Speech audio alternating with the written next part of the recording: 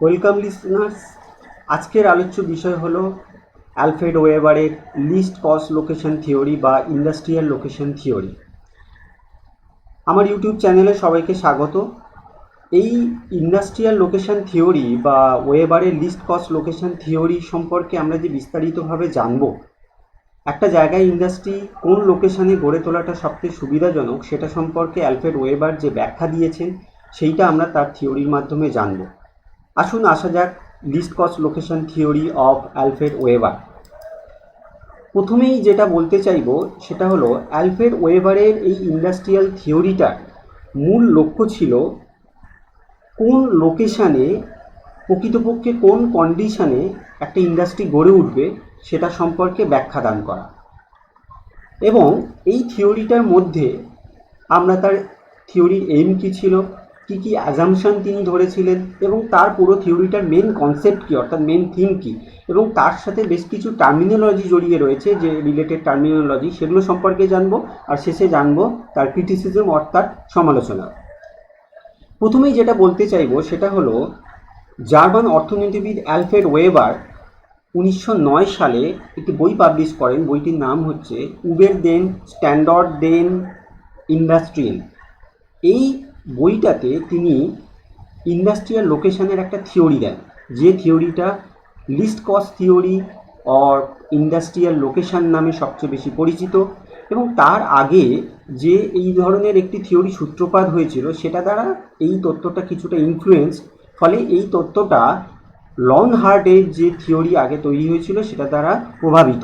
এবং এই থিওরিটা বেশ কিছু অ্যাজাম্পশনের ওপরে বেস করে তৈরি হয়েছে। আসা যাক তার বিস্তারিত ব্যাপারে। তার থিওরিটার মূল লক্ষ্য ছিল to explain the perfect or rather cheapest or least cost areas of industrial location and development. ফলে তিনি যে অ্যাজাম্পশনগুলো তৈরি করেছিলেন সেগুলি সম্পর্কে একে একে যদি আসা যায়, তাহলে প্রথমেই বলবো তিনি একটি হোমোজেনাস রিজিয়নের কথা বলেছেন, অর্থাৎ একটি সমধর্মী প্রাকৃতিক অঞ্চল এবং সেখানকার ক্লাইমেটিক কন্ডিশন, তার সেখানকার জনগোষ্ঠী এবং সেখানকার টেকনোলজিক্যাল ডেভেলপমেন্ট সেটা একই ধরনের, একই বৈশিষ্ট্য সমন্বিত হবে, এটা একটা অ্যাজাম্পশন। এটা ছাড়া তিনি দু ধরনের র মেটেরিয়ালসের কথা বলেছিলেন। একটি হলো ইউবিকুইটাস অর্থাৎ সর্বত্র প্রাপ্ত, যেমন জল, বায়ু, এটা। আর একটা ধরনের র মেটেরিয়ালের কথা তিনি বলেছিলেন, সেটি হলেন ফিক্সড অ্যান্ড লোকালাইজড র মেটেরিয়াল, অর্থাৎ যেমন কয়লা, আয়রন ওর এসেট্রা। এটা ছাড়া আরও যে অ্যাজাম্পশনগুলো ছিল সেগুলো হলো, একটি হলো সোর্স অফ লেবার সাপ্লাই এবং ওয়েজেস, সেটা সাধারণত ফিক্স থাকবে অর্থাৎ একটি নির্দিষ্ট থাকবে। এবং পরিবহন ব্যয় নির্ভর করবে দূরত্বের ওপরে এবং যে জিনিস নিয়ে যাচ্ছি তার ওয়েটের ওপরে। এবং যে মার্কেটটায় এই জিনিসটা সেল হবে সেই মার্কেটের একটা আনলিমিটেড ডিম্যান্ড থাকবে, আনলিমিটেড ডিম্যান্ড অফ প্রোডাক্টস। আর একটা হলো মার্কেটে একটা পারফেক্ট কম্পিটিশান থাকবে। এবং এই সমস্ত অ্যাজাম্পশনগুলোর ওপরে বেস করে একটিমাত্র উৎপাদনের ক্ষেত্রে যদি তার এই থিওরিটাকে প্রযোজ্য করা যায়, তাহলে দেখা যাবে যে কোন লোকেশানে অর্থাৎ কাঁচামালের জায়গায় না বাজারে না অন্য কোনো লোকেশানে একটা ইন্ডাস্ট্রি গড়ে তোলা সবচেয়ে লাভজনক হবে, সেটা তার থিওরিতে তিনি ব্যাখ্যা করেছেন। এবার আসা যাক তার থিওরির মূল ব্যাখ্যা করার বিষয়টা।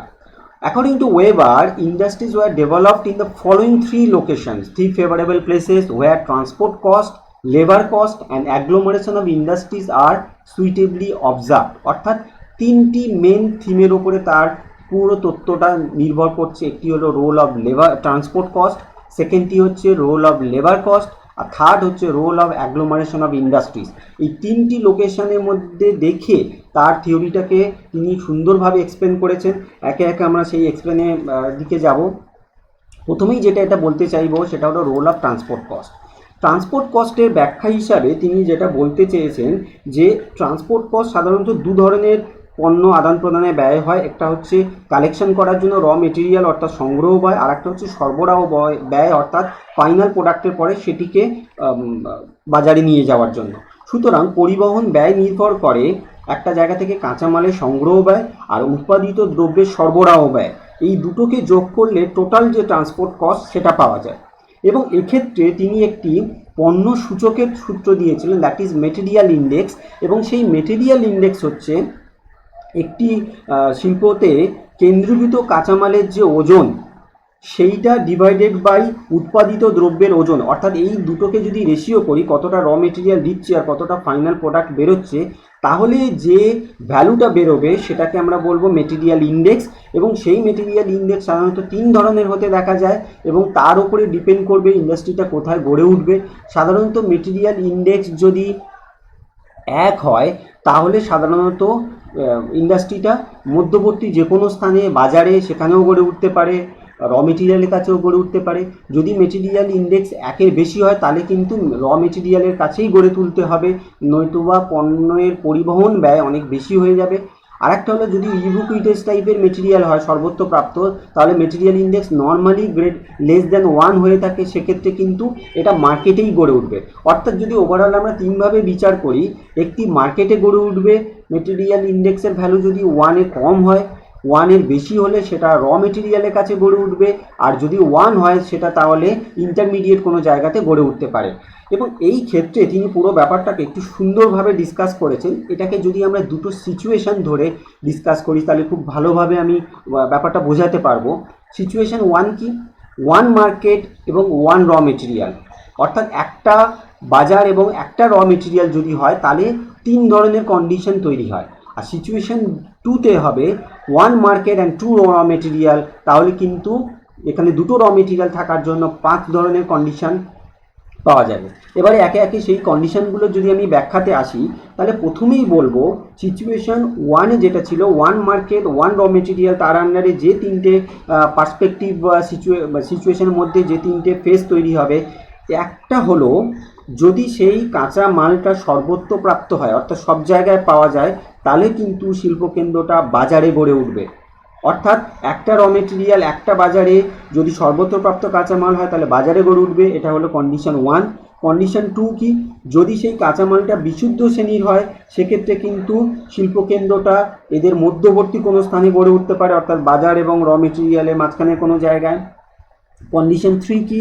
যদি একটা যে কাঁচামালটা রয়েছে সেটা যদি ওজন হ্রাসকারী হয় সেক্ষেত্রে কিন্তু কাঁচামালটা যে অঞ্চল থেকে কাঁচামাল আনা হচ্ছে ইন্ডাস্ট্রিটা সেই জায়গাতেই গড়ে উঠবে, অর্থাৎ কন্ডিশন 3তে কাঁচামালের কাছে গড়ে উঠছে। এবার এই প্রসঙ্গে ওয়েবার বেশ কিছু টার্মিনোলজি কথা বলেছেন, যে টার্মিনোলজিগুলো বেসিক্যালি তার থিওরিতে পরবর্তীকালে বিভিন্নভাবে জড়িয়ে রয়েছে। যেমন একটি হলো মেটেরিয়াল ইন্ডেক্স, অলরেডি আমি সেটা বলে দিয়েছি। আর একটা হলো আইসোটিম। আইসোটিম কি? আইসোটিম লাইন হচ্ছে joining points where the commodity cost are the same, অর্থাৎ যে জায়গায় সমপরিবহন ব্যয় হচ্ছে সেইগুলোকে যদি একটি রেখা দ্বারা যুক্ত করি তাকে বলবো আমরা আইসোটিপ। এটা ছাড়া রয়েছে আইসোডাপেন।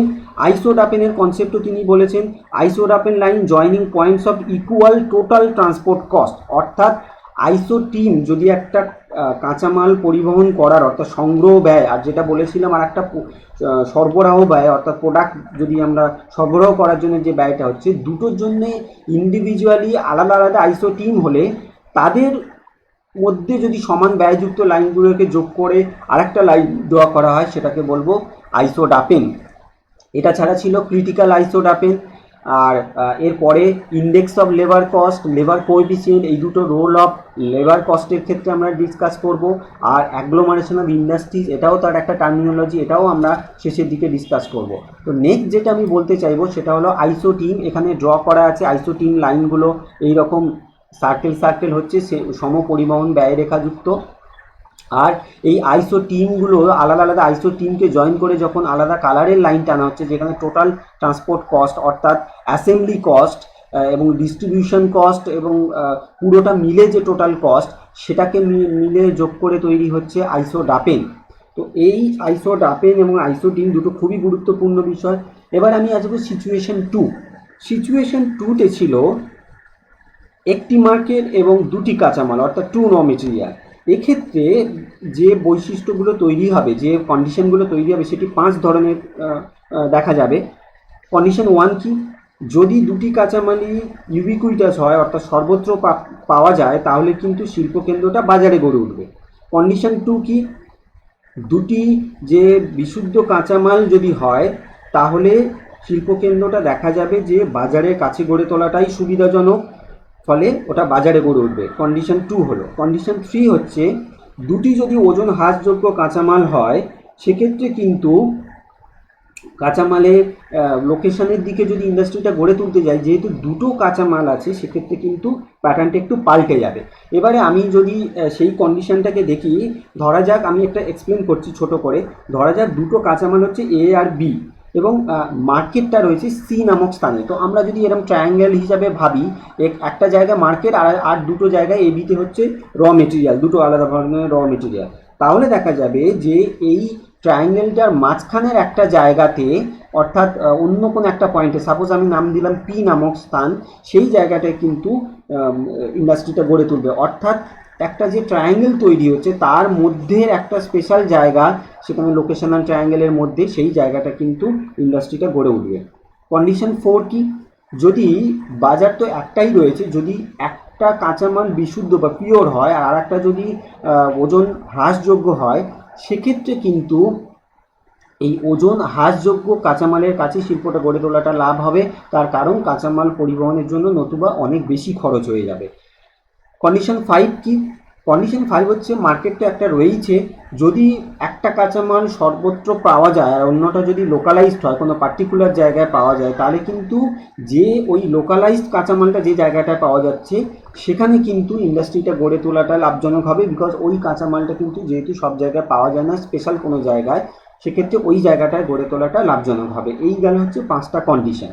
এবার এই কন্ডিশনের ওপর বেস করে যখন ইন্ডাস্ট্রি গড়ে তোলা হবে ট্রান্সপোর্ট কস্ট, তখন আরও কিছু জিনিসকে মাথায় রাখতে হবে। যেমন একটি হলো, অর্থাৎ সেকেন্ড পয়েন্ট যেটা আমাদের ছিল, রোল অফ লেবার কস্ট, যেটা তার থিওরির দ্বিতীয় মূল বিষয়বস্তু ছিল, এবং তার তথ্যে মজুরির জন্য কিভাবে ব্যয় করা হবে, সেটা কতটা কমানো যাবে তার উপরে তিনি তথ্য দিয়েছেন। এবং সেখানে তিনি দু ধরনের তথ্যের কথা বলেছেন, একটি হচ্ছে ইন্ডেক্স অফ লেবার কস্ট, আর একটা হচ্ছে labour coefficient. Index of labour cost হচ্ছে প্রতি একক প্রতি উৎপাদনের জন্য গড় যে মজুরি ব্যয় করা হচ্ছে সেটিকে বলবো আমরা ইন্ডেক্স অফ লেবার কস্ট বা মজুরি সূচক। সাধারণত পরিবহন ব্যয় এবং মজুরি সূচক যদি দেখা যায় যে পরিবহন ব্যয় যেটা ট্রান্সপোর্ট কস্ট সেটা মজুরি সূচকের থেকে বেশি যদি হয়, তাহলে মজুরি যে জায়গাটায় সুবিধাজনক হবে সেই জায়গাটায় কিন্তু ইন্ডাস্ট্রিটা গড়ে উঠবে। সেকেন্ড যেটা এখানে ছিল লেবার কোএফিসিয়েন্ট, সেটি হচ্ছে কোনো উৎপাদিত সামগ্রী একক ওজন প্রতি মজুরি এবং যে পরিমাণ কাঁচামাল এবং উৎপাদিত দ্রব্য কোনো শিল্পে পরিবহন করার দরকার হচ্ছে তার উপরে বেস করে কিন্তু এই লেবার কোএফিসিয়েন্ট, অর্থাৎ সামগ্রীর একক ওজন প্রতি যে মজুরিটা দেওয়া হচ্ছে সেটিকে বের করা হয়। এবং সেক্ষেত্রে এই কাঁচা মালের এবং উৎপাদিত দ্রব্যের যে পরিবহন ব্যয় তার সাথে এর একটা রেশিও করা হয়, করেই কিন্তু এই শ্রম গুণাঙ্ক অর্থাৎ লেবার কোএফিসিয়েন্টটাকে বের করা হয়। এবং এই কন্ডিশনে একটা ক্রিটিক্যাল আইসোডাপেনের কথা বলা হচ্ছে। এটি হলো একটা বিশেষ ধরনের আইসোডাপেন, যখন কোনো রেখা বরাবর শ্রমিকের কম মজুরি ব্যয় এবং তার সাথে কাঁচামাল এবং উৎপাদিত দ্রব্যের পরিবহনের ব্যয় এই সবটাই যখন ইকুয়াল হবে অর্থাৎ সমান হবে, তখন সেখানে একটা ক্রিটিক্যাল আইসোডাপেন অলরেডি আমি আগে বলেছি, একটা ক্রিটিক্যাল কন্ডিশন তৈরি হবে, তাকে বলবো ক্রিটিক্যাল আইসোডাপেন।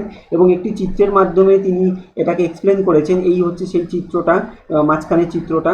এবং এই চিত্রতে দেখা যাচ্ছে একটি জায়গায় যদি আমরা দেখি যে বাজার রয়েছে, সাপোজ সেটা একটা জায়গা, তার নাম আমি দিলাম এক্স, এবং ন্যূনতম পরিবহন ব্যয় যে জায়গাটা শিল্প গড়ে তুলবে সেই জায়গাটা সবচেয়ে যেহেতু আকর্ষণীয় ক্ষেত্র, সেখানে শিল্প গড়ে তোলার ক্ষেত্রে দু ধরনের কন্ডিশন থাকবে, যেহেতু কাঁচামাল দু জায়গাতেই পাওয়া যাচ্ছে।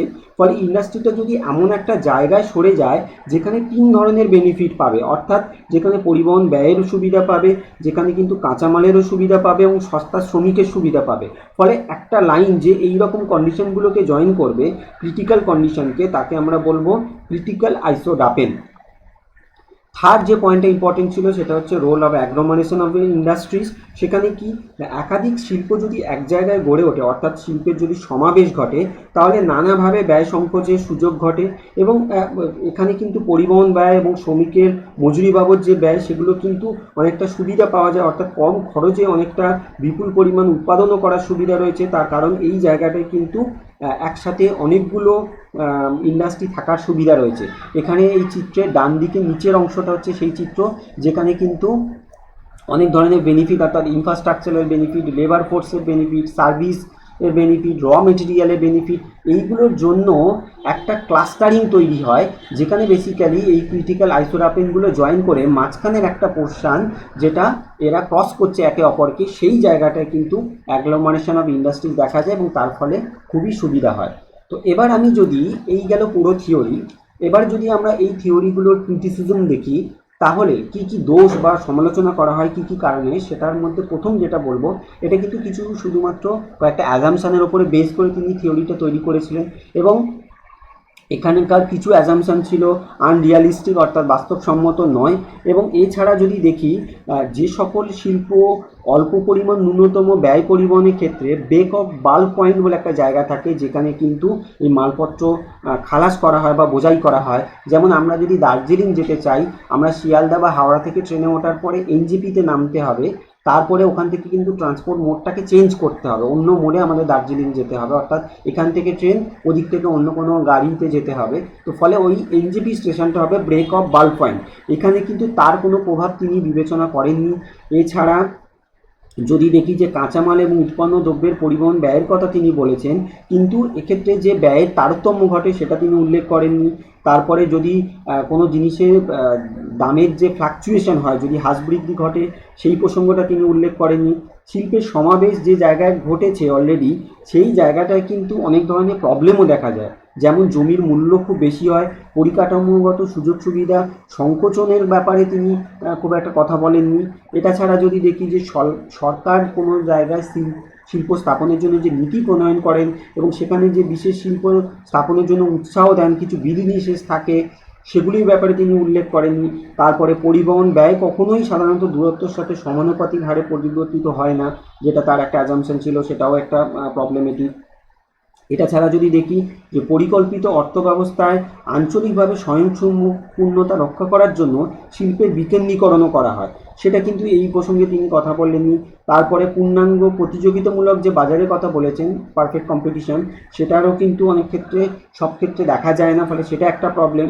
এটা ছাড়া বলতে পারি যে এই তথ্যটা কিন্তু কিছু ক্ষেত্রে গাণিতিক বিশ্লেষণের উপযোগী, কিন্তু তারপরেও সামারি স্বরূপ এটা বলা যেতে পারে যে তার থিওরিটা বেসিক্যালি ইন্ডাস্ট্রিয়াল লোকেশানে কোন জায়গাটায় গড়ে তোলার সুবিধা হবে, সেটার জন্য যে যে ফ্যাক্টরগুলো এখন হয়তো অনেক বেশি কমপ্লেক্স নেচারের জন্য অনেক বেশি ফ্যাক্টরকে কনসিডার করতে হয়, বাট ওভারঅল যদি ইনিশিয়াল ফেজে সে 1909 অর্থাৎ 1900 শতকের একদম প্রথম দিকে তখনকার পার্সপেক্টিভে ভাবি, তাহলে কিন্তু এই তিনটে যে বৈশিষ্ট্যের কথা তিনি বলেছেন খুবই গুরুত্বপূর্ণ, অর্থাৎ role of transport cost, role of labour cost এবং role of agglomeration of industry, তার উপরে বেস করে একটা জায়গায় ইন্ডাস্ট্রি কীভাবে গড়ে উঠতে পারে তার সুন্দর ব্যাখ্যা তিনি দিয়েছেন।